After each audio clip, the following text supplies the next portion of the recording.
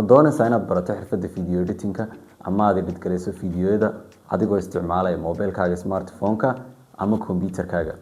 hagaag koorsadan CapCut waa koorsadii kugu habboonay. magacaygu waa Amiin Muuse, waxaan ahay video editor, sidoo kale macallin ka tirsan iskoolka ama akademiyadda Geela Bashiir. koorsadeena waxaan ugu talagalnay dadka raba si yar oo fudud inay u bartaan xirfadda video editing-ka aanan haysan waayo aragnimo hore ama khibrad hore ku saabsan xirfaddan video editing. maxaad ku baran doontaa koorsada gudaheeda? koorsadan waxay ka kooban tahay 33 cashar oo ku baxaya luqadda Af-Soomaaliga iyadoo qofka talaabo cashar kasta loogu gudbinayo.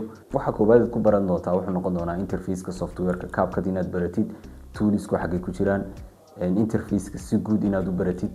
sidoo kale waxyaabaad baran doontaa waxa kamid ah fundamental-ka ama asaasiyaadka video editing-ka iyadoo si faahfaahsan lagu fahansiin doono si aad hadeeta software kasto aad rabtid aad u baran kartid iska mar haddii aad asaasiyaadka ama fundamental-ka video editing-ka aad fahantid. sidoo kale waxaad baran doontaa color correction-ka iyo color grading-ka. saasi lamida waxaad baran doontaa audio editing-ki, hagaajinta codka.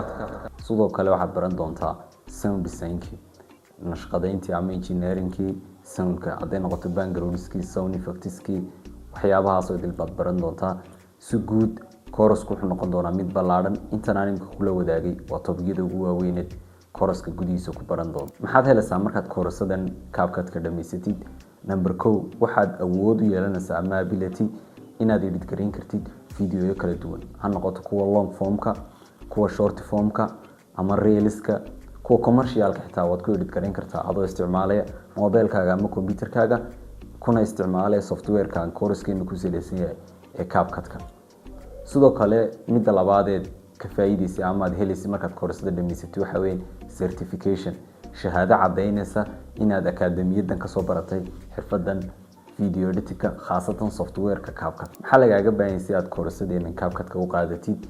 kaliya waxaa lagaaga baahan inaad haysatid computer ama smartphone aad kula soo degi kartid software-ka CapCut. haddaba haddii aad diyaar u tahay inaad baratid xirfaddan si xirfadaysan, fudud oo qiimo jaban leh, koorsadeenan iska diiwaangeli oo baro xirfad aad ku shaqaysan kartid, muuqaaladaada ku qurxin kartid, sidoo kale aad internet-ka uga shaqaysan kartid.